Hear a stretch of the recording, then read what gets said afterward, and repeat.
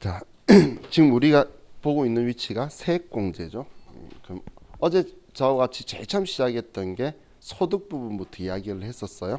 우리가 총급여가 얼마이다, 우리 매출액이 얼마이다, 사업소득자인 경우에 그럼 그 금액들에서 이제 우리가 수익금액이라는 걸 만들기 위해서 비과세나 아니면 분리과세 됐던 거를 뺐었고, 거기에 필요경비나 아니면 필요경비조로 소득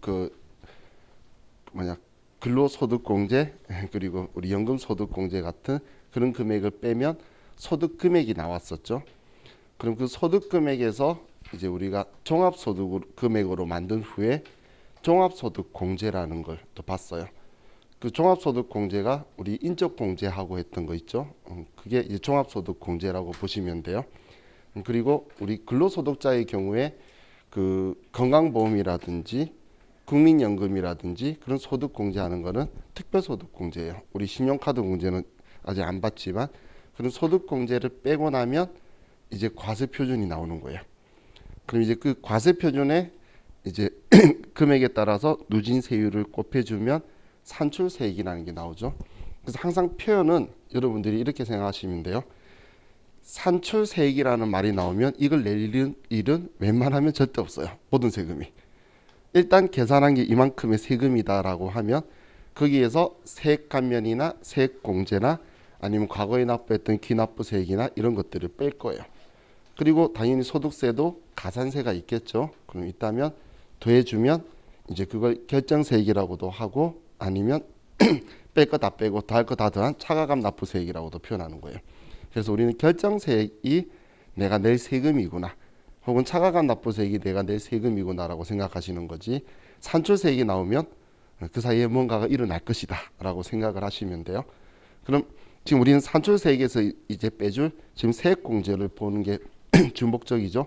그럼 어제 보험료 공제를 봤었는데, 이 보험료 세액공제라고 표현하는 거는 우리 보장성 보험들을 이야기하는 거였어요.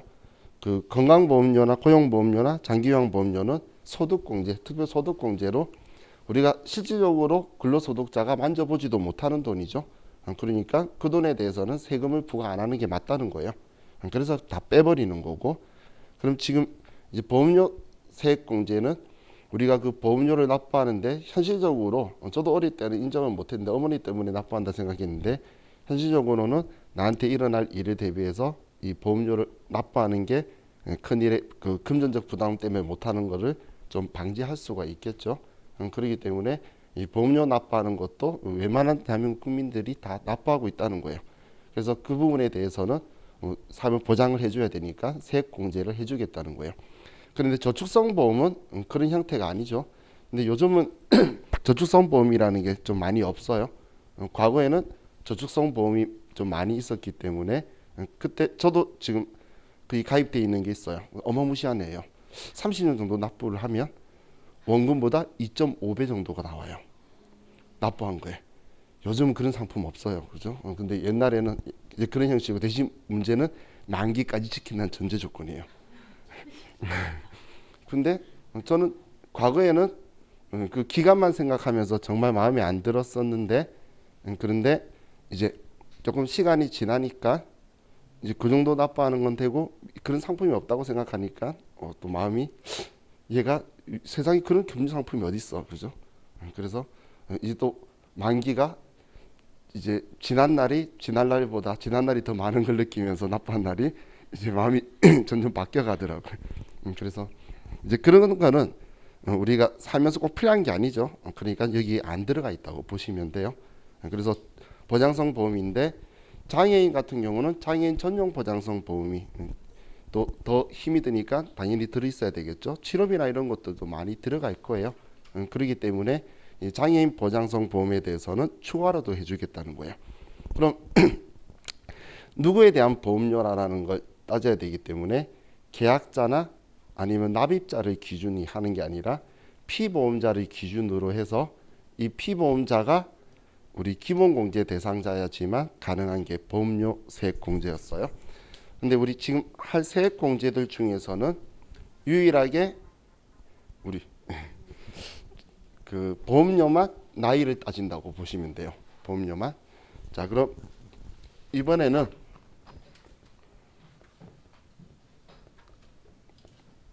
의료비 세액 공제가 있는데, 자, 이 의료비 세액 공제는 보험료하고 반대로, 정반대로 이제 나이도 안 따지고 소득 금액도 안 따질 거예요. 그래서 나이에 제한이 없고, 그리고 소득 금액에 대한 제한도 없다라고 보시면 돼요. 그래서 이건 아무런 제한이 없이 그냥 모든 가족으로 다 해줘요. 이것 때문에 이런 표현들을 좀 쓰긴 해요. 우리 가족이 그냥 전부 다 경제활동을 하고 있는 거예요. 그럼 기본공제 대상이 되는 사람이 아무도 없을 수도 있겠죠. 그런데도 그 중에서 소득이 제일 큰 사람이 이제 가족들을 부양가족에 다 등록을 해요. 그 이유가 얘 받아 먹으려고. 그렇기 때문에 부라고 쓰더라도 기본공제가 안 되는 거지. 우리 부양가족 범위에 집어넣어야지 그 사람의 이 항목별 공제를 받을 수 있기 때문에, 그래서 그렇게 집어넣는다라고 보시면 돼요. 자, 그럼 의료비 세액 공제는 우리가 장애인이나 우리 본인하고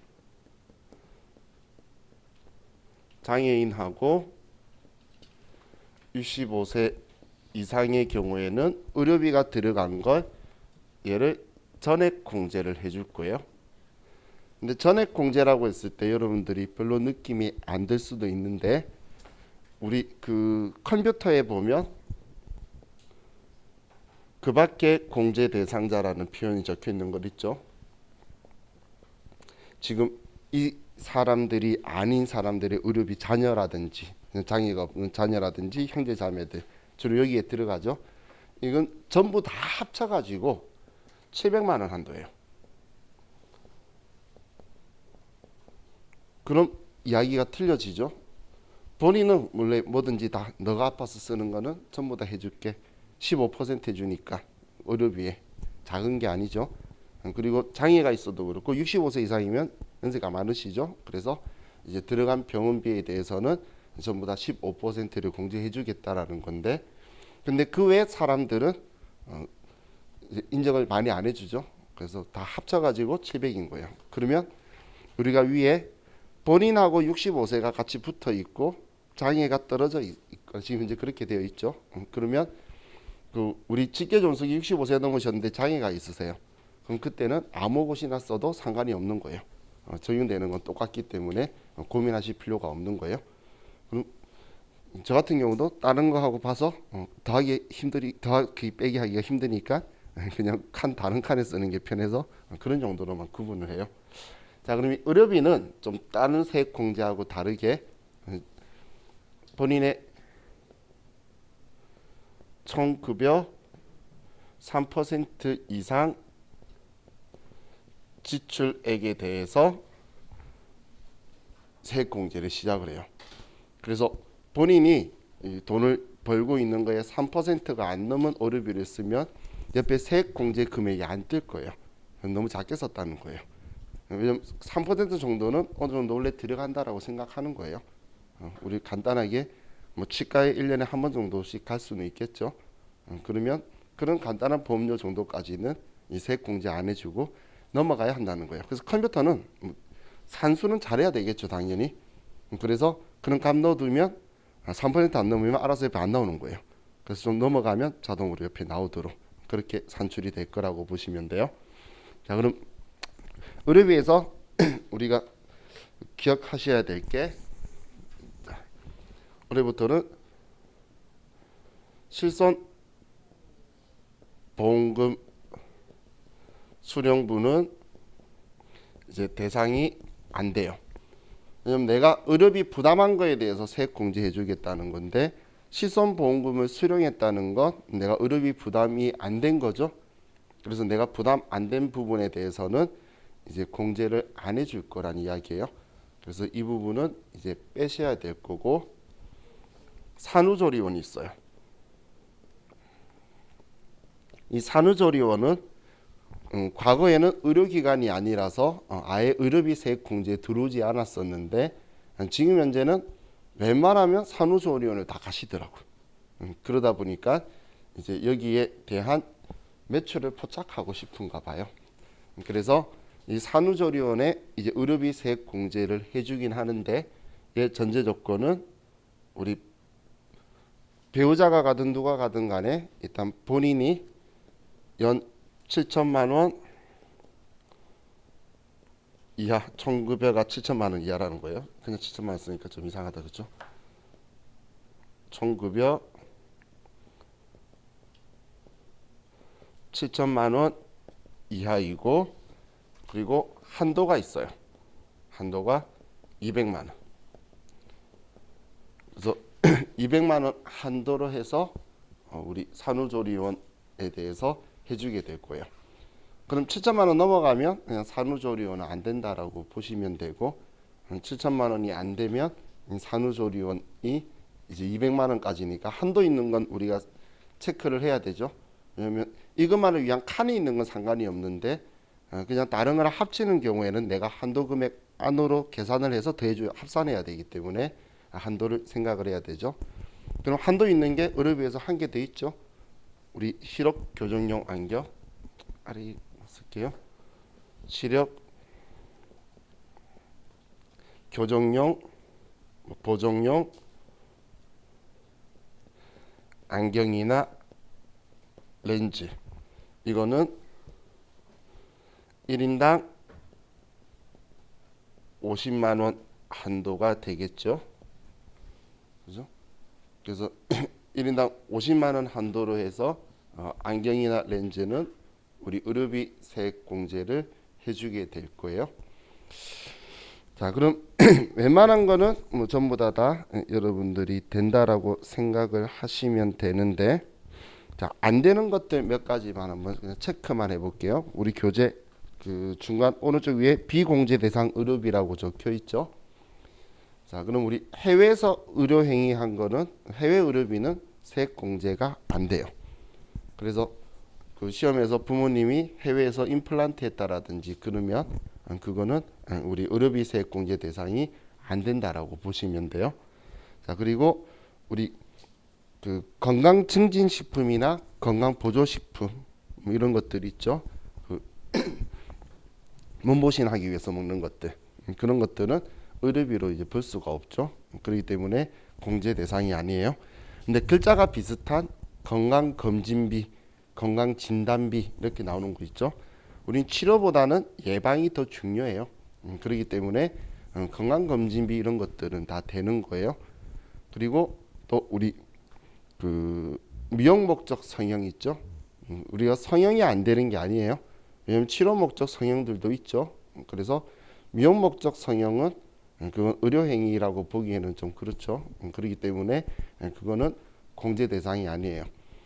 그리고 우리 간병인비 중에 미인가 간병인들 있죠. 여러분들 그 병원 입원실에서 거동이 불편하신 분 도와주시는 분들은 그거는, 그런 분들은 이제 미인가 간병인이라고 표현해요.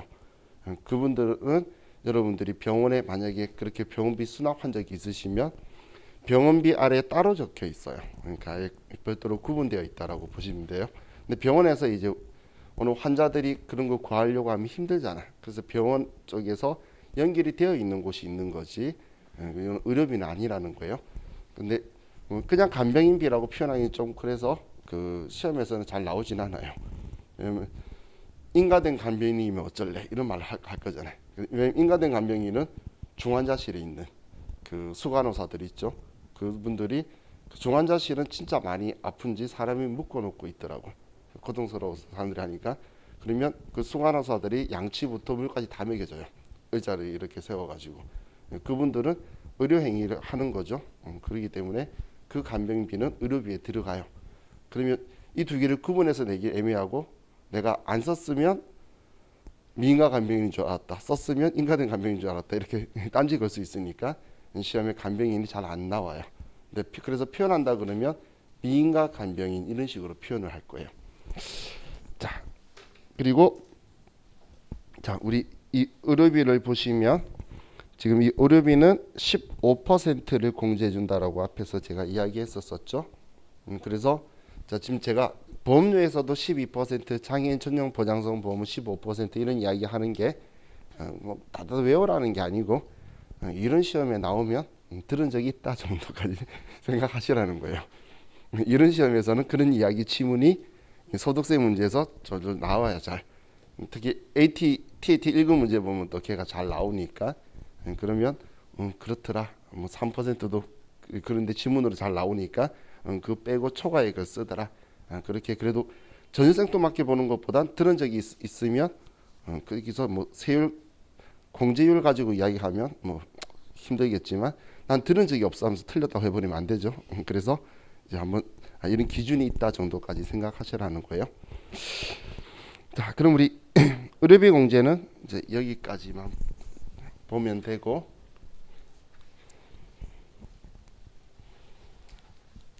이 의료비 공제의 중요한 특징 중에 하나가 우리 교재도 적혀 있는데 신용카드와 이중공제가 전부 다 되죠. 그래서 우리 의료비하고 신용카드하고 같이 된 거는 그냥 신경 쓸 거 없이 둘 다 적용하면 돼요. 의료비 공제 안 되는 것도 신용카드 당연히 되는 거고, 그래서 병원 가면 무조건 카드나 현금 영수증 쓰라 그런 이야기죠. 얼마나 신고를 안 했으면 그렇게까지 해줄까 생각할 수 있겠네요. 자, 다음 이제 교육비 공제를 볼게요.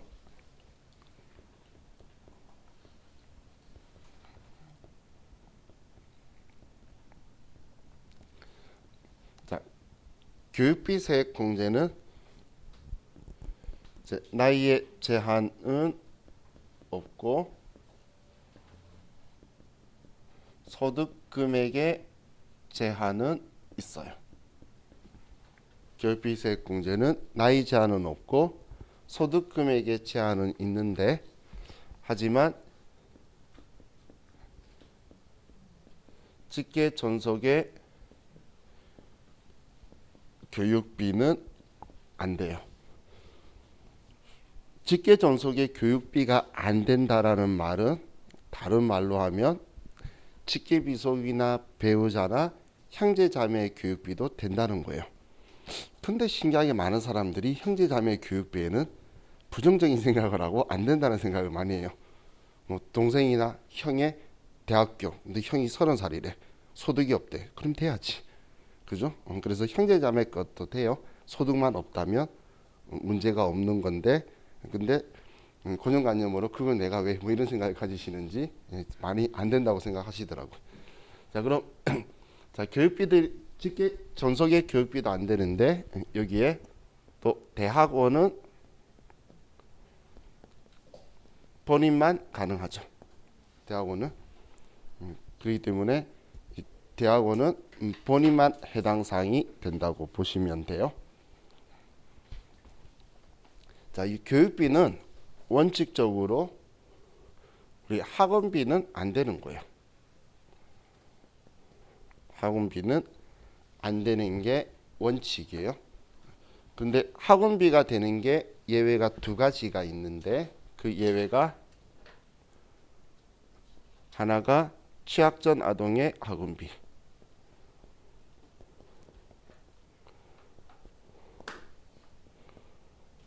이 취약전 아동의 학원비 우리 과거의 문제들 한 번씩 보셨을 거니까 보면 쓸데없이 주 몇 회 몇 시간 적혀 있죠.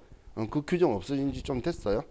근데 사람 괜히 찝찝하게 막 일주일에 한 번 갔다는 둥, 시간이 몇 시간 안 되는다는 둥, 그럼 괜히 심란하게 생각하게 만들어 두는 거예요. 지금 그런 기준 없어요. 몇 회 가야 된다. 몰라, 한 번도 안 가고 했다면 무슨 변수가 있을지 모르겠지만 지금 신경 안 쓰셔도 돼요. 자, 그리고 두 번째가 본인의 직무 능력 개발 훈련 중에 자기 부담금.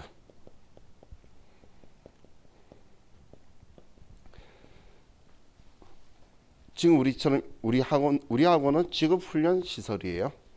그럼 여기에서 여러분들이 근로소득자 형태일 때 우리 지금 제가 저녁에 수업하는 분들이 일반적으로 회사 다니시는 중에 오고 있겠죠.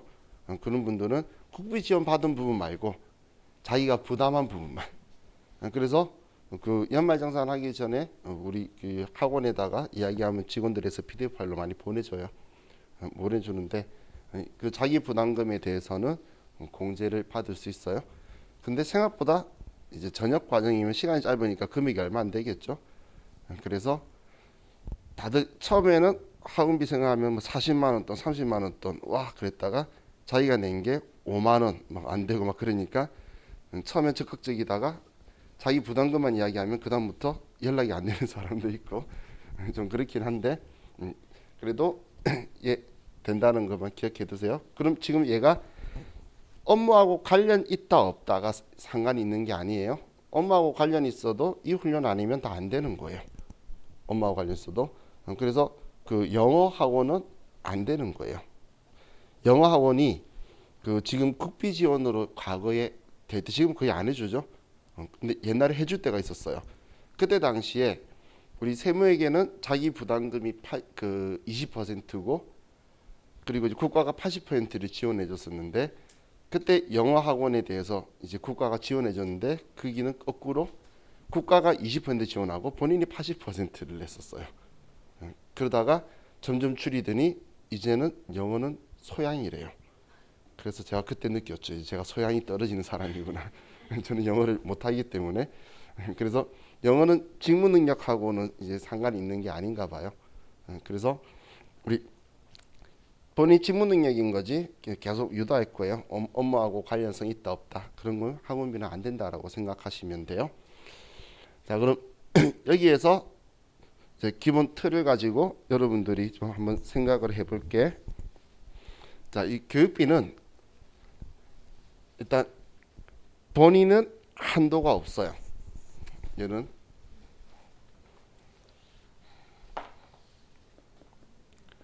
본인은 한도가 없어요. 그것 때문에 정말 우스갯소리로 이런 이야기하는 사람도 있어요. 올해 내가 월급이 많이 나올 것 같죠? 그럼 대학원 등록하라고. 그럼 내가 낸 돈의 15%만큼 그냥 세액 공제가 돼요. 그럼 만약에 1년치를 냈잖아요. 1,000만 원이면 150만 원이 세금이 빠지는 거예요. 세금 150이면 작은 돈이 아니죠. 그래서 어마무시한 일이 발생을 해요. 그럼 한 학기만 하더라도 75만 원 빠지면 그래서 한 학기 등록하고 휴학해라 이런 농담도 하긴 하는데 어차피 다닐 거라면 세금 많이 나올 때 하는 거다 이런 이야기들을 해요. 본인은 한도가 없다라는 이야기가 전에. 근데 그 외에는 이제 한도가 있어요. 그 외에는 자 그럼 한도를 보면 자 우리 그 취약전 아동이라든지 아니면 우리 초, 중, 고라든지 이 경우에는 1인당 300만 원이고 그리고 대학교는 1인당 900만 원 한도예요. 이 한도에 여기에 세액 공제를 15%를 해주는 거예요. 그러면 작은 금액은 아니죠. 그렇기 때문에 교육비는 많이 된다라고 생각하시면 돼요. 자, 그럼 이 교육비 가지고 조금 더 체크해 보면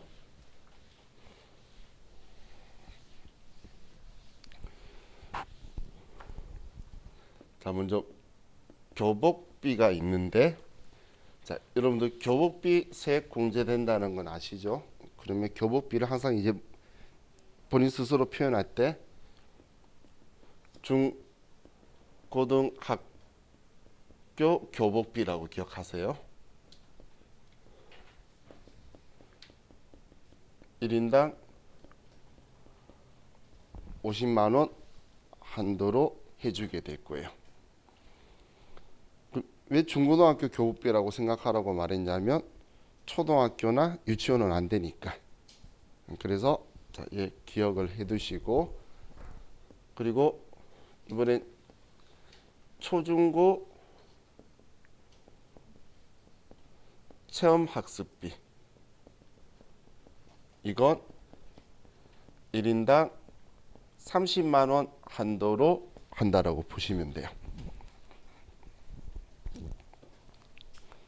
체험학습비가 뭐냐면 수학여행이래요.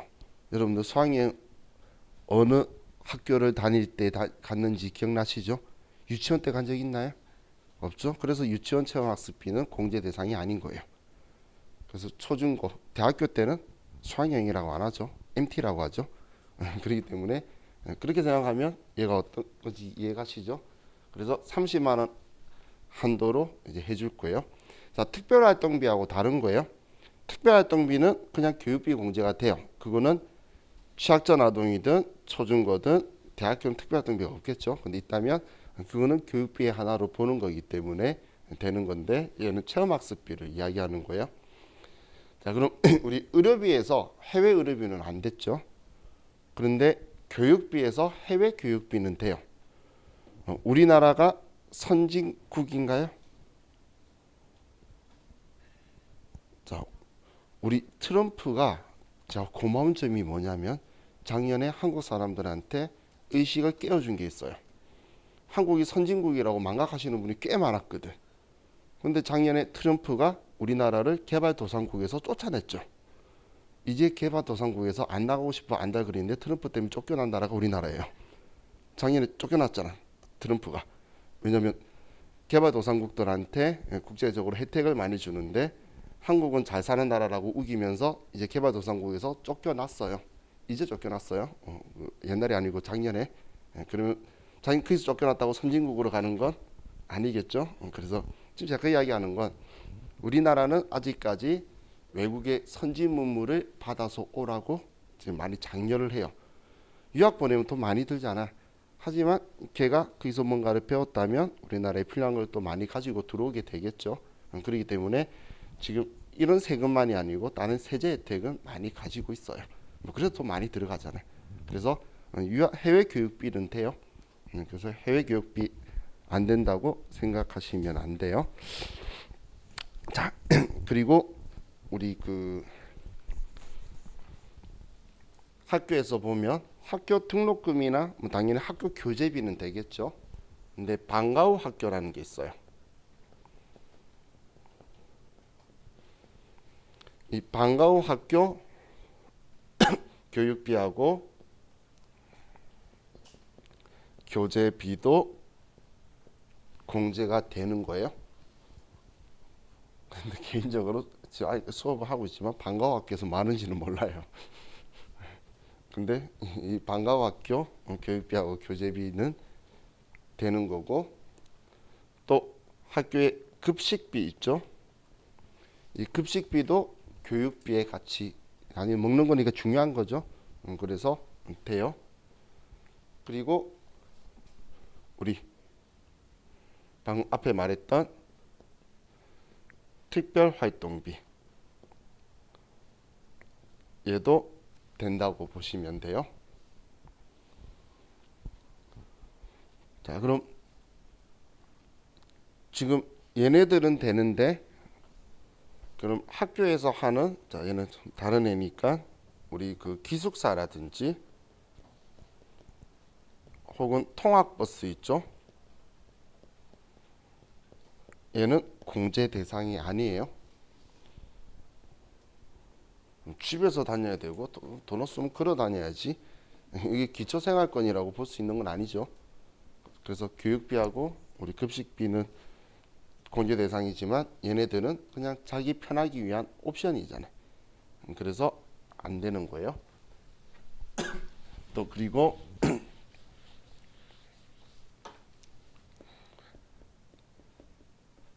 납부 시 교육비 세액 공제 받지 않은 학자금 대출 상환에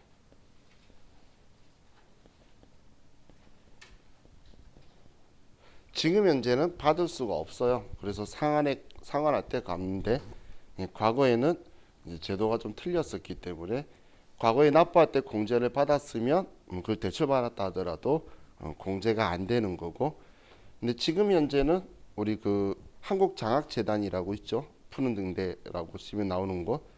거기에서 거의 TV에 나오는 저리만큼 맞춰서 저리로 학생 이름으로 대출을 해줘요. 그러면 심지어는 현실적이진 않지만 그 생활비까지 대출해 준다면서 150만 원인가를 해줘요. 같은 저리에.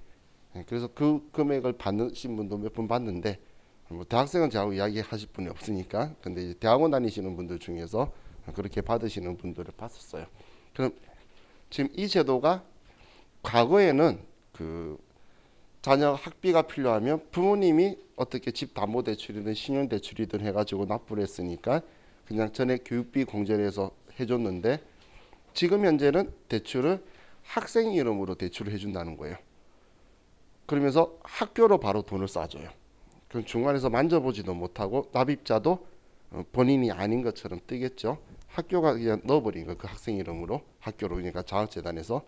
그러면 그 학생 이름으로 돼 있어서 학생이 이제 그 대출자예요. 그러면 그 상환 기간이 10년 후부터 갚는가 그래요. 그 취지가 이제 학교 다니고 공부하고 해서 너가 취업하면 너가 스스로 갚아라는 취지인 거예요. 쟤도 참 잘 만들었죠. 부모 등골 빠지던 걸 이제 애가 커가지고 지가 스스로 갚을 수 있는 능력이 되니까 뭐 이자 해봐야 지금 1점 몇 퍼센트? 뭐 작년 내려가기 전에 2점 초반이었다가 지금 1점 몇 퍼센트가 그렇다니까 뭐 그거 내줘봐야 얼마 안 되겠죠. 그래서 그 학생이 커서 자기가 이제 그 상환하면 근로소득가 상환하면 그때 공제 받아라 그 이야기예요. 그러면 취지 잘 만든 거죠. 자기가 자기 이름으로 된 대출을 자기가 이제 갚으면서 교육비 세액 공제 15%도 받을 수 있으면 그거는 서로가 좋은 거죠. 그래서 저는 잘 만든 제도라고 생각을 해요.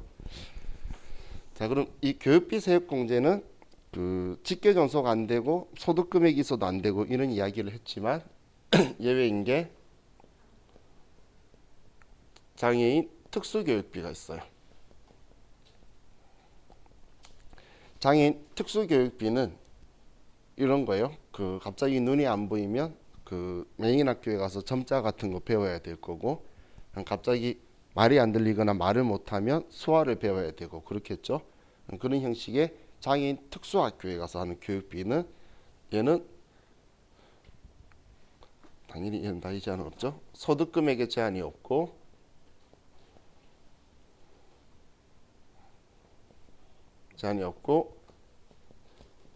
직계 전속도 가능해요. 직계 전속도. 그래서 우리 교육비 쪽에 아직 택하면 아래에 장애인 특수교육에 대한 칸이 있는데 거기는 이것저것 따질 것 없이 그냥 전부 다 된다고 보시면 돼요. 이것도 과도기가 있었어요. 처음에 얘 있으면 안 되고 직계 전속만 되게 했다가 또 이제 풀려서 전부 다 되는 걸로. 그래서 지금은 그냥 누구나 다 된다라고 생각하시면 돼요. 나의 기본 공제 대상자 범위 속에만 있으면. 자, 이게 우리 교육비 공제에 대한 이야기고, 자, 우리 교재 순서대로 가면 이제 연금보험료 특별소득공제와 세액공제라고 적혀 있는데 특별소득공제는 소득공제하는 순간 얘 국민연금 냄새가 나시죠? 소득공제잖아. 이건 국민연금 이야기하는 거고 그 아래에 연금계좌 세액공제라고 적혀 있죠. 자, 그럼 우리 연금계좌는 근로소득자만 해주는 게 아니에요. 연금세액공제는 사업소득자도 받을 수가 있는데 우리 연금저축, 사적연금저축 가입하거나 아니면 퇴직연금저축 있죠. 퇴직연금저축에서 회사가 부담해 주는 거 말고 본인이 추가로 납부하는 거. 그 부분에 대해서 이제 세액공제를 해주겠다는 이야기예요. 근데 옆에다가 살짝 적어두세요. 본인만 된다고. 연금은 그럼 무슨 제한 신경 쓸 거 없잖아. 본인만 되면 나머지는 안 되는 거죠. 그래서 연금에서 퇴직연금이든 일반 연금저축이든 이것들은 본인만 되는 거예요. 그럼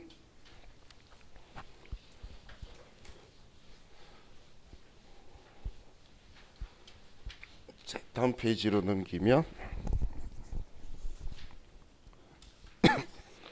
이제 기부금 세액 공제가 있네요.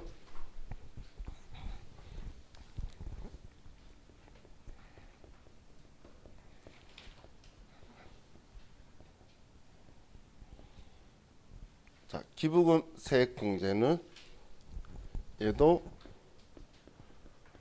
나이 제한은 없지만 소득 금액 제한은 있어요. 단순하게 이렇게 생각하시면 돼요. 나이 제한 있는 건 보험료밖에 없고 소득 금액 제한이 없는 건 의료비밖에 없어요. 그렇게 생각하면 단순하죠. 그죠? 그럼 이 기부금에 대해서는 먼저 본인만 되는 걸 생각해 보면 정치자금 기부는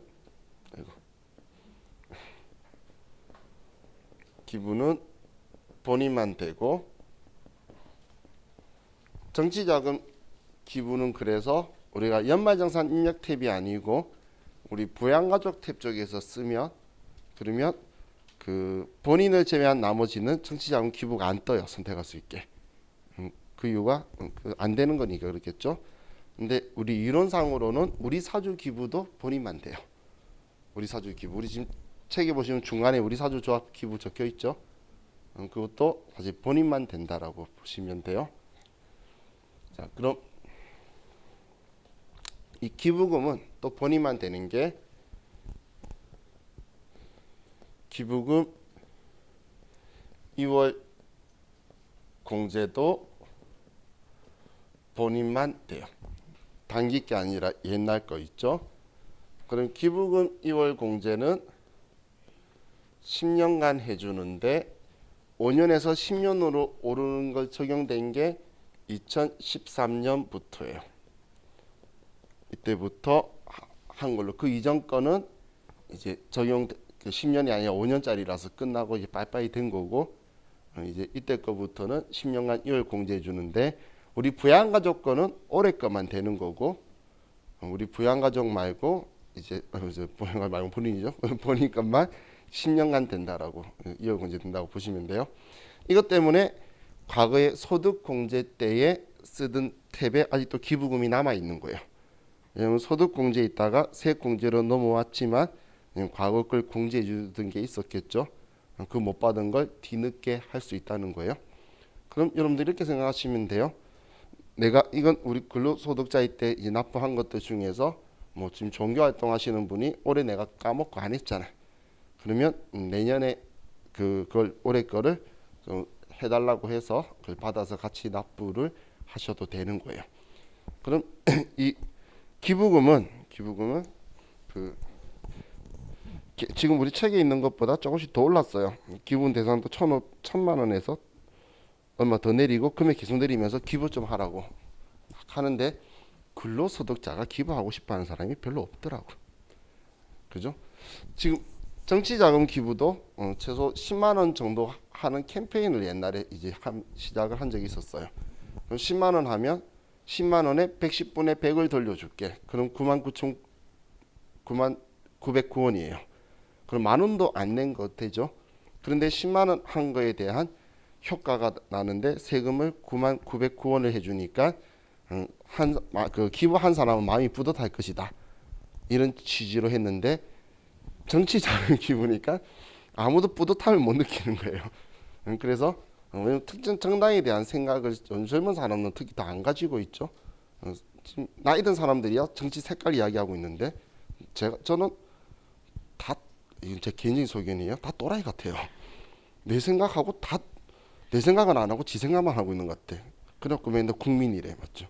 다들 어느 당이든 다 국민을 위한데 지 생각하고 있으면서. 그리고 제가 옛날에 그 보좌관 저는 별정지 보좌관으로 기사한 적이 있었어요. 여러분 아시는 아직 국회의원 아직이죠. 근데 잠시 다닐 때 보니까 당 없어요. 다 아는 놈들이에요 자기들끼리. 그러니까 자기가 어디로 가면 출세할 수 있을 것이냐 그걸로 당했지 자기의 이념이 있는 사람들이 아니에요. 그 순간부터 전부 다 싫더라고.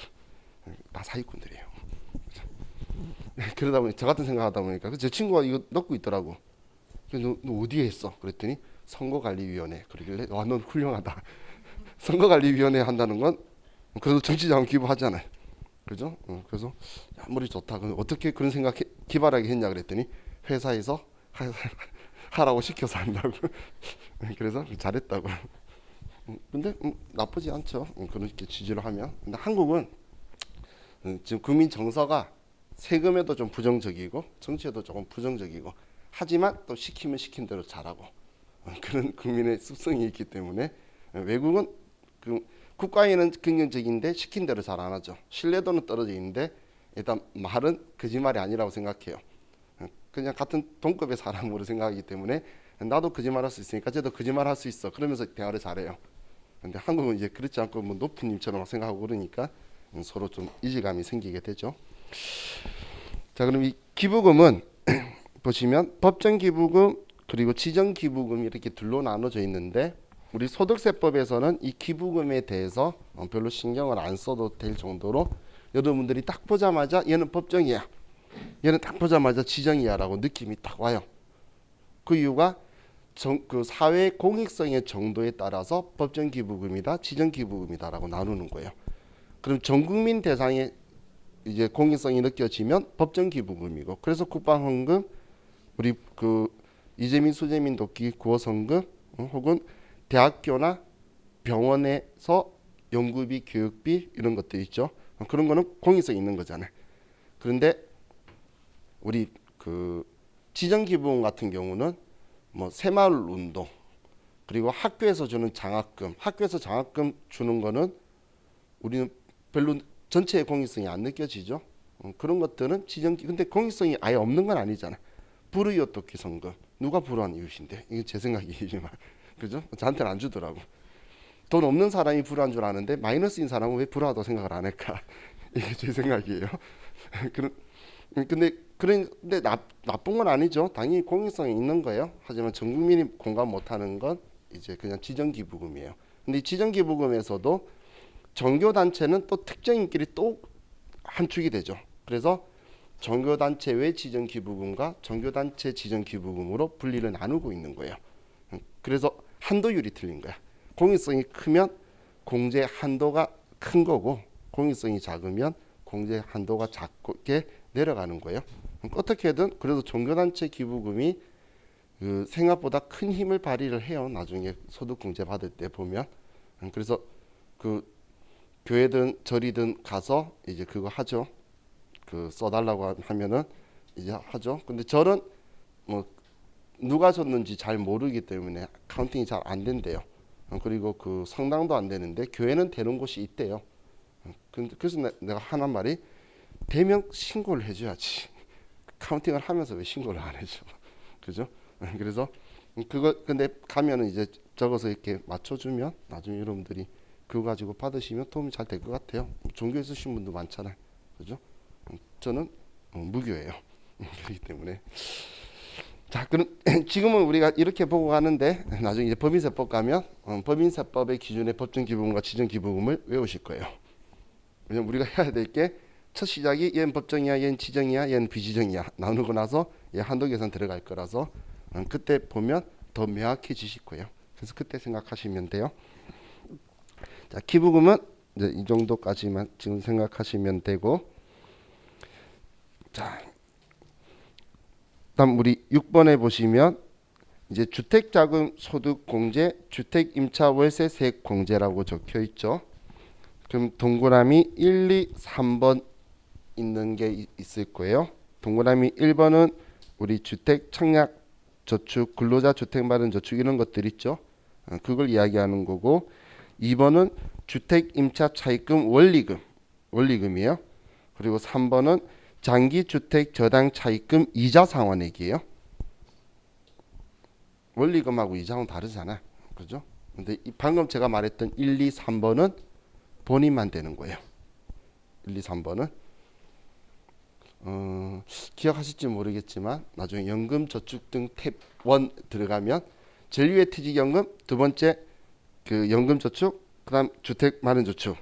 그래서 그 탭은 본인만 되는 탭이에요. 다른 가족들은 안 되고, 컴퓨터가 참 도움을 주죠. 여기는 본인 것만 된다 생각하면 돼요. 그럼 이 금액에 대해서는 우리한테 크게 지장을 안 줄 거니까 신경 안 쓰셔도 되고, 주택 임차 월세 지급액 적혀 있죠. 자, 그럼 여기에 당연히 본인이 총급여 7천만 원을 기준으로 해서 이한데 당연히 무주택자고, 첫 시작은 무주택인 세대주만 가능했었어요. 본인 세대주고 본인이 계약자고. 그래서 본인이 그 임대인의 월세를 입금하면 이제 그거에 대해서 연간 불이백에 일정 금액 공제해 주겠다라는 게 취지였는데, 이걸 만든 게 그 근로소득자의 월세 납부하면서 살고 있는 소득자를 지원해 주기 위해서 만든 제도가 아니고 그 주택 임대 사업자의 소득을 포착하려고 한 거예요. 그런데 그 취지에 그 성과를 못 미치도록 사람들이 많이 신고를 안 한 거예요. 그래서 그걸 이제 원인을 분석을 해야 되겠죠. 분석해 봤더니 이제 대한민국 사람들이, 많은 사람들이 부부가 있으면 여성분들은 근로소득자 형태의 일을 많이 하고 계신데 남자분들은 사업소득자 형태가 꽤 많았던 거예요. 그런데 세대주는 이상하게 남자를 둬요. 그러니까 무주택 세대주 하니까 다 걸려서 말이 빠져버린 거예요. 그러니까 이제 이걸 보완해야겠다라고 해서 이제 세대 구성원, 제 밑에 보시면 그래 구성원이라고 적혀 있어요. 점점 이제 바꿔가는 거예요. 그럼 이제 구성원으로 하면 이제 본인이 세대주가 아니더라도 우리 세대가 무주택자면 가능하도록 이렇게 바꿨는데, 그래도 또 많이 생각보다 안 하는 거예요. 왜냐하면 연말정산은 1년에 2번 체크를 할 수가 있어요. 2월 달에 연말정산 하는 거하고 5월 달에 종합소득 신고하면서 근로소득자 아닌 사람이 연말정산할 때 넣는 거하고 두 개를 체크할 수 있는데, 그래도 생각보다 미비한 거예요. 봤더니 한국 사람이라 그런지 집주인 간의 관계 때문에, 그래서 그 다음 대책을 넣은 게 이제 5년간 2월 공제해 줄게, 너 이사 가고 나서 해라, 이제 그렇게 했는데, 그게 이제 내년이면, 올해인가 내년이면 다가와요. 이제 폭탄이 터지겠죠. 이분들은 자기 계약자 돼 있고 월세 계약서하고 통장에서 이체한 내역만 제출하면 돼요, 입증으로. 그러면 그 소득이, 집주인은 그 소득에 대해서 신고가 돼 있어야 되는데 안 돼 있으면 이제 그때부터는 세무서하고 잦은 연락을 하면서 새로운 인생의 새로운 국면을 맞이하실 분들도 꽤 많아요. 여러분 중에 그 받으시는 분들이 있으시면 그러면 꼭 신고를 하실 수 있도록 그렇게 하시면 좋을 것 같아요. 자, 이제 지금 시간 23분이니까 이제 쉬었다가 이 신용카드 보고, 그리고 뒷부분 보고 나서 컴퓨터 할 테니까 컴퓨터도 켜놔 주세요. 자, 쉬었다 합시다. 자, 이제 우리 신용카드 소득 공제 볼게요. 자, 306페이지 보면 우리 투자조합 출자라든지 우리 사주조합 출자금에 대해서 소득 공제가 있긴 한데 우리한테 이거에 대해서 별로 언급이 될 게 없어요. 근데 우리 투자조합 소득 공제 뭐 이런 것들 나오는 건 그 작은 회사들이 이제 뭔가 투자를 받아야지 뭔가 개발이나 연구 활동을 더 잘하겠죠, 벤처 기업들이. 그런데 그 투자를 이제 그냥 일반 사람들이 잘 안 하니까 세제 혜택을 유도하면 이제 그런 유입이 좀 잘 될 거라는 취지에서 많이들 해요. 근데 뭔가 지역 사업이든 뭐든 전부 다 그런 식으로 뭐 이야기를 하는데, 저는 이 세제 혜택 가지고 투자를 할지는 모르겠어요. 근데 그런 것 때문에 얘가 만들어져 있는 거고. 자, 그럼 우리 3번의 신용카드 소득 공제에 대해서 보면,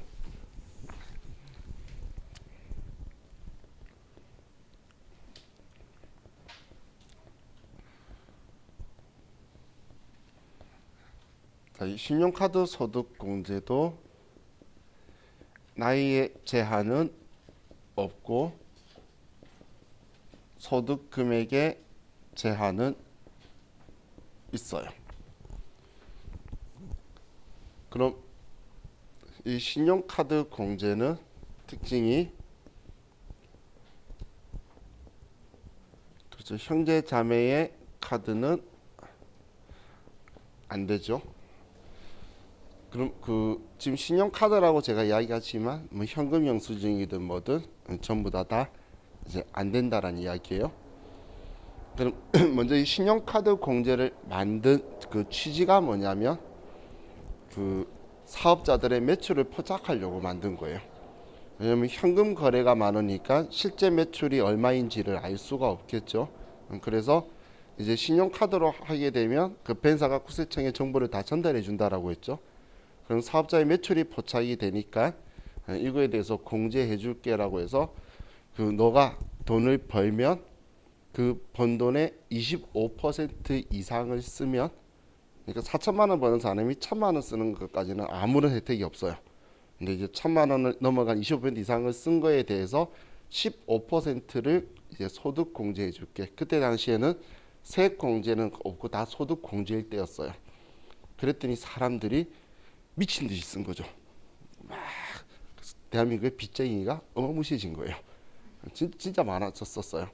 그러다 보니까 이제 국민이 그렇게 일광하고 쓸 줄 생각도 못했겠죠. 그래서 안 되겠다. 빚쟁이가 많이 늘어나서. 근데 그 효과는 원했던 만큼 잘 나온 거예요. 그래서 이제 그 다음 바꿨던 게, 그럼 너네가 이제 직불카드나 체크카드 혹은 현금 영수증하면 두 배인 30%를 해줄게. 그랬더니 실질적으로 효과가 있었어요. 많은 사람이 체크카드 쓰면 더 혜택이 많대라고 하면서 옛날에 돈이 있어도 신용카드 일부러 썼던 거예요. 그런 사람들이 이제 체크카드를 쓰면서 그럼 쓸데없이 이제 자기 돈을 초과해서 쓰는 일이 생각보다 줄어들겠죠. 그래서 이제 그 효과가 실질적으로 입증이 되다 보니까 이제 이걸 좀 더 좋은 쪽으로 쓰자라고 해서 이제 그 대중교통을 이용해서 쓰면 40%를 공제해 줄게.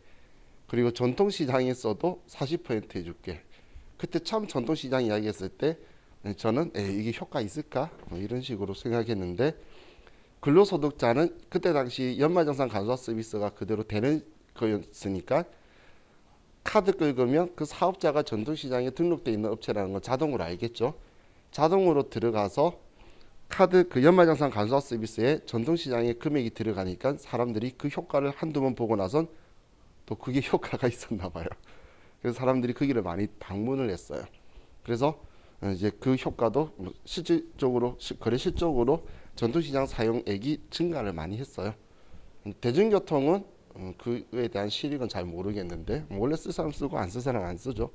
그렇기 때문에 뭐 그 실익은 잘 모르겠지만 전통시장 효과가 있었어요. 그러다가 이제 얘가 자기가 해야 될 본연의 목적을 완벽하게 달성을 했죠. 여러분 지갑에 현금을 없애고 카드를 넣어줬잖아. 그럼 이제 모든 이제 소정의 목적을 다해서 없애려고 하는데 이제 못 없애는 상황이 된 거예요. 막 대통령이 탄핵되고 또 선거해야 되고, 그 끝나고 나니까 국회의원이 선거를 하고 있고, 계속 그렇게 되니까 얘를 못 없앤 거예요. 그래서 이제 얘를 그럼 어떻게 활용을 할까라는 생각을 하게 된 거예요. 그래서 그 활용도를 지금 계속 찾고 있는데, 그 과거에 보시면 그 과거 아니 우리 그 프로그램 보면 밑에 막 사용액 증가분에 대한 글자들이 막 적혀 있는데, 제가 수업할 때 그거 신경 쓰지 말라고 한 게, 과거에 그만둘 이제 끝날 때 마지막 막판 스파트 해야 될 거잖아. 그래서 너 전년 대비 더 많이 쓰면 더 해줄게. 얼마 초과 있으니 좀 더 많이 끌고 봐. 그런 걸 꼬셨던 거예요. 근데 실제로 사람들이 끌었어요. 많이. 그래서 이제 근데 소득이 큰 사람들이 더 많이 끌고 이제 오래 쓰면 더 공제되는데, 이런 소비 효과가 좀 증진이 된 거예요. 그래서 그 효과가 있다 보니까 그때 그렇게 했는데, 안 없어지는 순간 이제 걔는 이제 사라진 거죠. 그래서 옛날 거라서 제가 신경 쓰지 말랬는데, 이제 이거 좋은 쪽으로 써야 될 거잖아요. 그래서 이제 우리 도서 공연이라든지 처음엔 책 가지고 먼저 했어요. 그래서 여러분들 인터넷에서 책 사려고 하면 창이 뜨죠. 저도 이 수업하는 사람이 제가 알라딘인가 어딘가에서 책 사려고 들어갔는데 그 뜨길래 뭐야 하고 이렇게 보고 창 닫았었는데, 나중에 생각해보니까 그게 그거였더라고. 그래서 이제 그걸 쓰게 되면 추가 공제로 30% 해줄게, 이제 이런 식으로 하는 거예요. 근데 이제 전제 조건이 7천만 원 이하, 이제 본인이 총급여 7천만 원 이하면 추가 공제 해주겠다는 거예요. 그러면 신용카드로 끌었어요. 결제를 했어요. 그러거든요. 그렇죠? 결제를 하면 본인이 7천만 원 이하이면 도서 공연 쪽에다가 쓰면 이제 계산을 컴퓨터가 해줄 건데, 7천만 원이 안 되잖아. 아니 넘었잖아. 넘으면 그냥 신용카드면 신용카드에 금액 써서 15% 공제만 받으면 되는 거예요. 그래서 본인의 총급여를 따져가지고, 우리 아직 자 쓰지도 않고 있죠. 컴퓨터에 대놓고 적혀 있어요. 아래 7천만 원 이하, 만든 지 얼마 안 돼가지고 그렇게 적혀 있을 거니까, 그러면 그 기준에 맞춰서 여러분들이 써주면 돼요. 지금 얘 효과 때문에 국가가 지금 계속 자영업자들 모두 돈이 돌아야 되잖아요. 지금 우리 코로나 때문에 힘들죠. 그래서 작년 대비 올해 또 얼마 쓰면 100만 원 한도로 5%인가 얼마가 더 공제해 줄게 하면 지금 또 꼬시고 있죠. 지금 그게 이제 과거에 그렇게 하니까 효과가 있었어 가지고 지금도 이제 그 방식을 써먹고 있는 거예요. 지금 이제 못 없애는 상황이니까. 그것 때문에 우리가 공부하는 거지. 아니었으면 얘 빼먹어도 되는데 얘가 아직 살아 있어 가지고 지금 공부하는 거예요. 자, 그럼 이 신용카드 취지가 그 사실 사업자의 매출을 포착하려고 하는 거라 그랬죠. 그래서 공제 안 되는 거를 먼저 보면 공제 불가 항목들을 보면 해외 사용분은 안 돼요. 뭐 외국에서 긁었다고 해서 우리 뭐 과세관청에 도움이 되는 것도 없고 외화로 유출만 되는 거죠. 그래서 해외 사용분은 안 되는 거고 또 우리 세금이나 공과금이나 혹은 벌금 이런 것들도 안 돼요. 뭐 이런 건 굳이 포착할 필요가 없는 거죠. 국가나 지방자치단체가 한 거기 때문에 그건 투명하게 나와서 필요가 없다는 거예요. 또 우리 유가증권이라든지 아니면 보험료라든지 금융하고 관련된 것들 있죠. 현금 서비스 이런 것들은 말 안 해도 알겠죠. 그리고 많은 분들이 실수하실 수 있는 통신비, 통신비도 안 돼요. 하지만 신용카드로 통신비 내는 건 좋죠. 카드사가 깎아주겠대잖아요. 그런 건 받으면 돼요. 아파트 관리비 카드사 깎아준다고 아파트에 단지에 막 붙여놓고 하죠. 그 혜택 받으면 되는 거지. 신용카드 소득공제 안 된다고 해서 안 좋은 카드가 아니죠. 이 애들은 원래 안 됐어요. 원래 안 된 거기 때문에 우리 그래도 지금 여기 계시면 거의 다 카드사의 휴대폰 요금 자동 납부 거의 다 긁고 계시죠. 그죠? 저도 좋아요. 2만 1,000원인가 깎아줘서 무전 요금제 쓰는데 어머니하고 결합 할인해서 그 한 달에 실제 나가는 돈이 2만 얼마인가 나가요. 그래서 바꾸고 싶은데 못 바꿔요. 다 묶여 있어서. 근데 카드사가 그렇게 도와주니까 좋긴 하더라고. 소득공제가 뭐가 중요하겠어. 그만큼 안 줄 건데 그죠? 자, 그럼 얘네들이 지금 안 되는 거에 대해서 생각하는 게 주로 나오는 게 시험에 아파트 관리비 이런 것도 잘 나와요. 그러면 자, 이런 것들 안 되는 건데 자, 우리 자동차 관련 있죠. 자동차 구입비는 안 되는 게 원칙인데 예외로 중고 자동차 구입하는 거는 얘는 10%를 해줄 거예요. 10%를. 그럼 10%면 작은 금액이 아니죠. 자동차는 뭐 중고차 사도 1,000만 원 돈 넘더라고. 그럼 10%면 100만 원 정도가 공제가 될 거니까 대신 우리는 별도의 칸이 없으니까 기억을 해야 된다는 거죠. 그래서 신차는 안 되고 이제 중고차는 가능하다. 이렇게 기억을 하시면 될 것 같아요. 지금 우리 교재 아래쪽에 306페이지에 그 신용카드 소득 공제 제외 대상이라고 적혀 있죠. 그 항목들이 여기에 있는 것들이니까 자, 여러분들이 자, 이것들을 좀 보시는데 보험료는 원래 안 되는 거예요, 공제가. 보험료는. 그런데 이 교육비라든지 그런 경우에는 공제를 받은 거는 안 되는 게 원칙이고 공제 안 받은 거는 되는 거예요. 예를 들면 고등학생이 학원 다닐 거잖아요.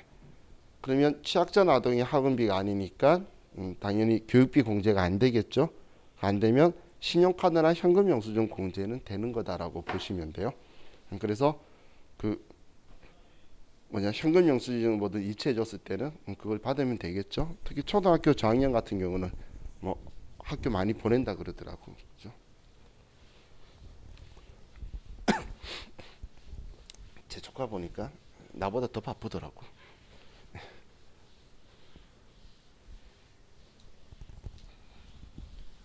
제 동생은 공부만 하고 산 사람이고 전 놀기만 하고 산 사람이에요.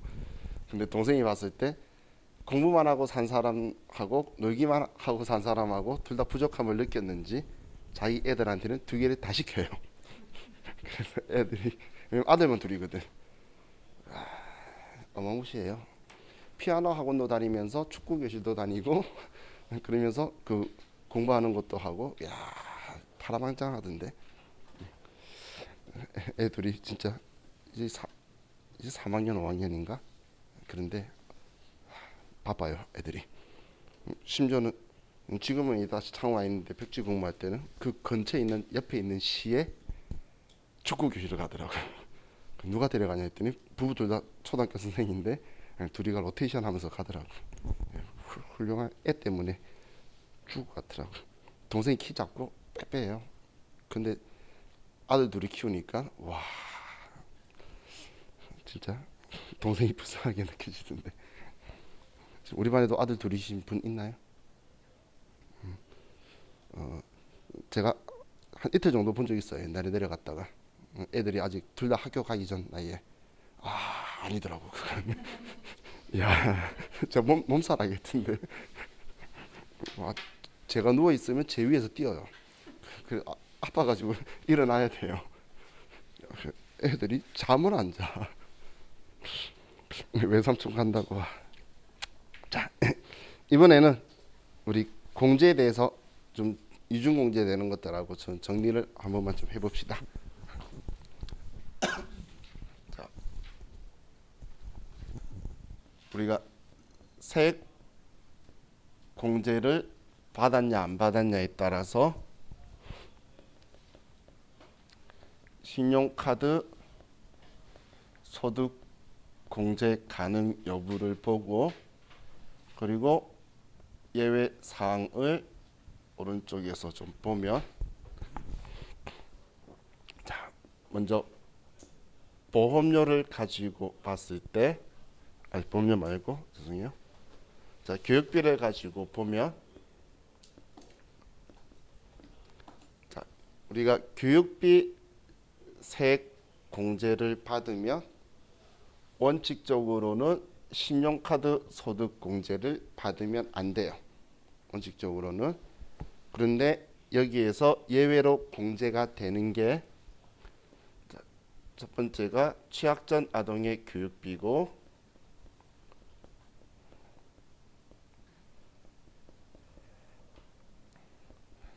그리고 중고등학교 교복비하고 그리고 우리 체육시설이다라고 적혀 있는데 얘는 조금 기준이 있기 때문에 시험에 잘 안 낼 거예요. 그럼 이건 예외라는 건 공제를 받아도 공제를 해준다는 이야기예요. 그럼 그 외 나머지들은 공제 받은 거는 안 된다는 거예요. 학교 등록금이 신용카드로 되나요? 돼요? 그러면 만약에 대학교 교육비 공제 받았으면 신용카드 공제는 안 되는 거예요. 그게 원칙인 거예요.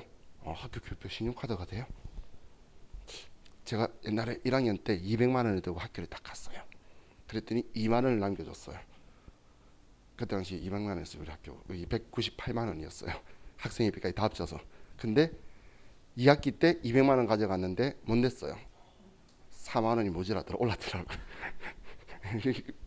지금은 뭐 엄청 비싸다 그러더라고. 그죠? 근데 그때는 2학년 때 그 카드를 막 학생들하고 막 발급해줘 가지고 카드 저 학생인데 뭘 믿는지 그때 IMF 하고 막 그래라니까 카드 엄청나게 발급해줬어요. 그래서 주위에서 아는 사람이 너도 나도 가족이라고 다 발급해달라 해서 외환카드, 국민카드, 오만대만 카드가 다 있었는데 학교 등록금이 카드가 되는 줄 알았으면 그걸로 끊었지. 근데 계속 아르바이트해서 현금 들고 갔었는데 요즘 현금 들고 학교 가면 이상한 사람 보죠, 그죠? 자, 그럼 이번에 교육비 공제를 안 받으면 못 받으면 그냥 신용카드 공제가 되는 거예요. 신용카드 공제가. 다음 의료비의 경우에는 의료비는 무조건 이중 공제가 되기 때문에 세액 공제 받아도 신용카드 공제가 되는 거예요. 그래서 아예 그냥 이렇게 생각하면 되겠죠. 의료비는 그냥 이중 공제다. 근데 의료비 세액 공제가 안 되는 것들 있죠. 성형 목적으로 했거나 건강 검진비라든지 건강 증진식품이라든지 이런 것들도 카드나 현금 영수증하면 공제가 되는 거예요. 그래서 최대한 카드를 많이 쓰자라는 이야기 같죠. 특히 성형외과 그런 데들 보면 그건 다 과세죠. 부가세도 있게 해서 우리 카드를 끌고 하는데 그래서 현금 가격 따르게 하는 나쁜 사람들이 있죠. 근데 그러다 보니까 이제 국민들이 세금에 대한 지식이나 이게 높아지니까 신고를 계속 하는 거야. 그래서 이제 걔네들이 차이 없다라고 처음에 이야기하고 시간이 지나서 유대관계가 좋아지면 이제 다른 옵션인 것처럼 또 현금으로 해주시면 뭐 빼드릴게요라고 이제 그런 식으로 거꾸로 유도하더라고. 나쁜 사람들. 그죠. 자, 보험료는 보험료 공제를 받으면 신용카드 공제가 안 돼요. 그런데 보험료는 보험료 공제를 받지 않아도 카드로 결제하면 신용카드 공제가 안 되는 거죠. 신용카드는 우리 방금 공제 불가에 우리 보험료 같은 금융이 들어가 있었죠. 그렇기 때문에 안 된다고 보시면 돼요. 근데 저는 이유는 모르겠는데 보험료를 카드로 납부를 하죠. 그러면 카드사 실적은 또 충족해져요. 근데 나한테 손해 볼 게 없어. 어차피 나갈 돈인데 타이밍의 차이만 있잖아. 결제하고 보험금 납부하는 날 카드 결제되고 카드 결제 날 내 돈 나가니까 그 사이밖에 없는데 카드사 실적이 충족이 되길래 그래서 이제 분할을 시켰어요. 다 모든 카드를 실적이 충만하도록 나눴는데 그 이유는 모르겠어요. 저야 소득 공제하고는 의미가 없는 사람이라서. 근데 보험료가 카드사 실적을 인정해 주더라고. 그래서 나빠지는 분들 그걸로 하면 실적이니 뭐 이런 것 때문에 할인이 돼 가는 건 걱정 안 하셔도 되겠죠. 자, 그럼 우리 이걸 기준으로 해서 여러분들이 생각을 하시면서 판단하시면 좋을 것 같아요. 자, 그럼 이제 307페이지에 가면 위에 중소기업 취업자와 경력 단절 여성의 소득세 감면 적혀 있죠. 그럼 이 5년간 공제를 해주고 지금 현재 최대가 90%예요. 그럼 이따 우리 이제 컴퓨터 가지고 하면서 이걸 적용하는 사람들의 기간 쓰는 것들하고도 같이 볼 건데 위치도 좀 기억을 해두세요. 왜냐하면 급여자를 입력할 때에 소득세가 10만 원이면 이걸 설정하면 90% 빼서 만 원으로 바뀔 거예요. 그럼 그렇게 해야 되는데 이 5년이라는 기간이 좀 신기해요. 그래서 5월 1일부터 시작이면 5년 뒤에 4월 30일이라는 게 우리 생각이죠. 5년간이면. 근데 5월 1일부터 시작하면 5년 뒤 5월 31일까지로 쓰는 거예요. 그래서 이제 그 기간이 좀 특이하죠.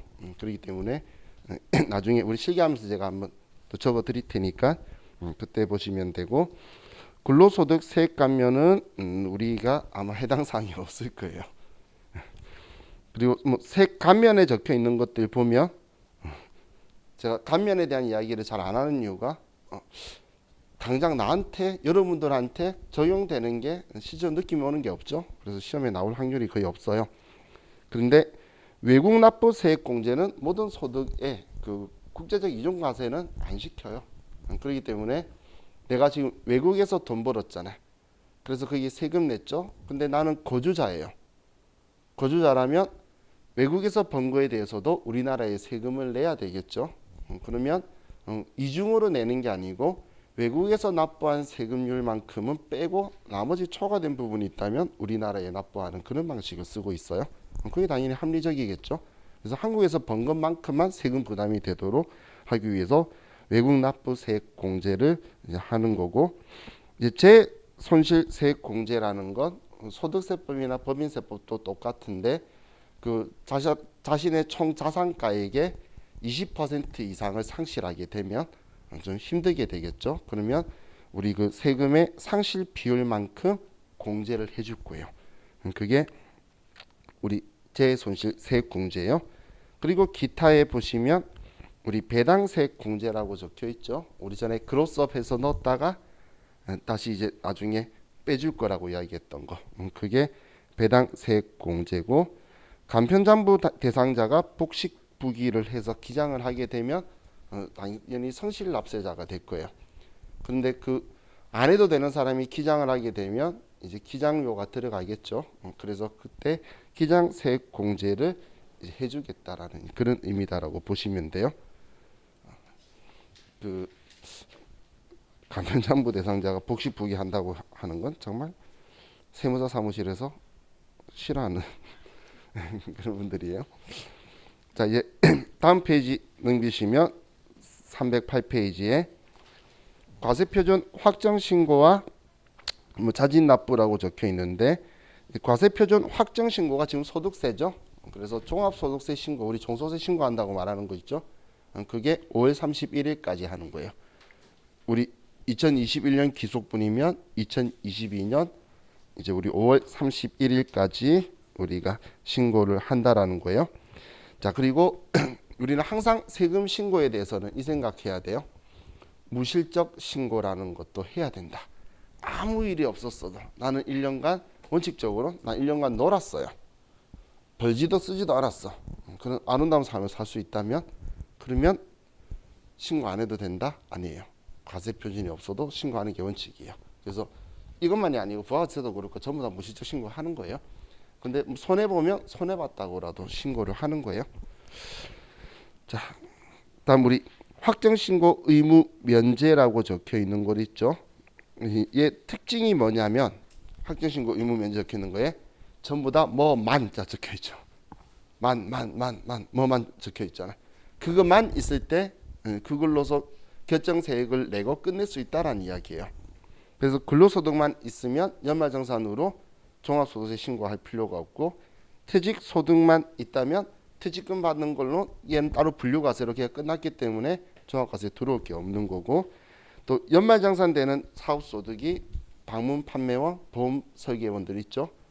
그분들도 연말정산을 하면 우리는 더 이상 종합소득세 신고를 할 필요가 없고 그거에서만 받으면, 다음 국민연금에 공적연금이 있는 경우는 1월 달에 연말정산한다라고 했죠. 그래서 할 필요가 없고, 분리과세 소득만 있는 거 로또 1등만 당첨되고 1년간 일 안 했어요. 그러면 종합소득 신고할 필요 없다는 거예요. 다 뭐 만이죠. 이걸 다르게 말할게요. 다른 거랑 여기에 적혀 있는 건데 기억부터 미용까지 있는 건데 두 개가 있으면 해야 되는 거예요. 한 개만 있을 때 되는 거지. 이 중에 두 개만 있어도 합산해서 세금을 계산해야 되기 때문에 얘는 이거 하나만 있는 경우예요. 자, 확정신고 납부기한은 제가 5월 말까지 한다라고 했죠. 근데 5월 말까지 생각하지 말고 우리는 건전한 생각으로 5월 1일부터 한다고 생각하면 좋겠어요. 사람들이 항상 마지막에 가져와서 힘들게 만드니까 5월 1일 날 해도 아무 문제 없어요. 왜냐면 어차피 전년도 거잖아요. 정리하려면 할 수 있어요. 그래서 5월 1일부터 하는 거고, 자, 분납이라고 적혀 있죠. 소득세하고 법인세하고 똑같은데, 자, 얘는 분납은 돼요. 근데 분납이 되려면 최소한 1,000만 원이 넘어야 돼요. 납부할 세금이. 근데 이렇게 생각하세요. 국가는 분납이면 이해 분납인데 1차분에 최소한 1,000만 원 이상을 받고 싶어 해요. 그래서 만약에 1,200만 원이다. 그럼 1차에 1,000만 원, 2차에 200만 원. 1,500이면 1차에 1,000만 원, 2차에 500만 원. 그런데 내가 2,000만 원이 넘어가죠. 2,200이면 2,000만 원 넘어가면 이제 50% 절반씩. 2,200이면 1차에 1,100, 2차에 1,100. 그래서 1차에 제가 1,000만 원은 최소한 받고 싶어 한다. 이렇게 생각하시면 돼요. 근데 가산세가 있으면 가산세는 분납 대상이 아니에요. 가산세는 1차에 무조건 내야 되는 거예요. 이건 지금 우리 소득세도 똑같고 우리 법인세도 똑같은 거예요. 그래서 지금 우리 분납 오른쪽에 보시면 분납할 수 있는 금액이라고 적혀 있는 거 있죠. 자, 여러분들 표현을 보실 때 분납한다라는 할 수 있는 금액이라는 게 지금 말고 이 다음번에 낼 수 있는 금액 그 뜻이에요. 분납할 수 있는 금액이라는 게 이 다음번에 낼 수 있는 금액. 그래서 우리 2천만 원 이하일 때는 1,000만 원 넘어가는데 2천만 원 이하면 그래서 두 번째 낼 수 있는 게 1,000만 원 초과된 분 적혀 있는 거고, 그리고 2천만 원 초과하면 절반을 2차분에 낼 수 있다. 이렇게 보시면 되겠죠. 그럼 무슨 표현인지 이해가시죠? 자, 그럼 소액 부징수. 전에 제가 이런 표현을 썼었죠. 세금이 얼마 이하면 세금은 계산하는데 계산해보니 세금이 얼마 안 돼. 그래서 징수를 안 하겠다는 게 소액 부징수예요. 그럼 우리 먼저 이자 소득은 소액 부징수가 없어요. 1원이라도 가져갈 거예요. 여러분들은 부자시니까 그런 걸 겪어보신 적이 없겠지만 저는 이자를 몇십 원, 몇 원을 받아본 적이 있어요. 그럼 그거 할 때도 원천징수 몇 원을 하고 들어와요. 이자는 소액부 징수가 없기 때문에 무조건 떼간다는 거예요. 상대방이 은행이잖아. 그러니까 14%니까 15.4%를 떼고 나한테 넣어주는 거예요. 그래서 10원이라 하더라도 1점 몇 원이 되겠죠. 그런 식으로 하는데 그거 외 나머지는 1,000원이 안 되면 그러면 이제 징수 안 하겠다는 거예요. 다 계산했는데 1,000원 안 되면 좀 작죠. 그렇죠? 이거 그것 때문에 나중에 여러분들이 입력하면서 못 느끼시는데 일용직 근로소득자가 앞에는 제가 그 20만 원 가지고 해서 1,300원만 냈잖아. 내는데 1,000원 이하가 되면 그 사람 세금 낼 게 없어지는 거예요. 그러면 징수 안 하니까 아예 또 안 떼는 방식으로 됐고요. 그리고 우리 중간연합세액이라고 적혀 있죠. 이제 이 중간연합세액은 사업소득자들이 주로 일어나는데 중간연합세액을 이제 납부하라고 법인세처럼 이야기할 거예요. 그런데 이것도 중간연합 직전과세기간 대비 절반을 이야기하는데 직전과세기간에 즉 전년도 1년치에 절반을 이야기하려 했더니 30만 원이 안 되는 거야. 그러면 아무 연락이 없을 거예요. 그게 이 소액 부징수 하겠다 그런 개념이에요. 그래서 우리 소득세는 5달이죠. 그죠? 그러니까 1월 1일부터 5개월 이내잖아. 그래서 중간연합세액이 6월 30일까지 사업했으면 5달 빼서 11월 30일까지 중간연합세액이 내도록 그렇게 해야 6개월마다 이렇게 내게 될 거잖아. 법인세는 8월 30일까지인데 이제 소득세인 이 사업소득에 대해서는 그렇게 11월 30일까지 나오게 될 거다라고 생각하시면 돼요. 자, 우리 사업장 현황 신고라고 아래에 적혀 있는데 사업장 현황 신고가 어떤 사업자들이 제출하는 거죠? 면세 사업자가 하는 거예요. 면세 사업자가 면세 사업만 하는 사업자들. 면세 사업만 하는 사업자들인데 지금 소득세 하는데 왜 면세 사업만 하는 사업자 이야기가 나오냐면 부가가치 신고를 걔네들이 안 하거든. 그럼 개인이면 소득세법상의 신고를 해야 되겠죠. 그래서 이 사업장 현황 신고를 우리 2월 10일까지 하게 될 거예요. 그럼 1년에 이렇게 한 번 하게 될 건데 겸용 사업자는 부가가치세 신고할 때마다 과세표준 신고를 같이 하기 때문에 면세사업 수익금액까지 다 신고하기 때문에 사업장 현황 신고를 안 해도 되는 거예요. 1년에 한 번 하는 건데 걔네들은 1년에 4번 하게 되겠죠. 자, 이게 있다라고 보시면 돼요. 자, 그럼 이제 우리 책에 있는 소득세에 글 적혀 있는 거는 구경을 좀 했고, 자 이제 우리 컴퓨터 보도록 합시다.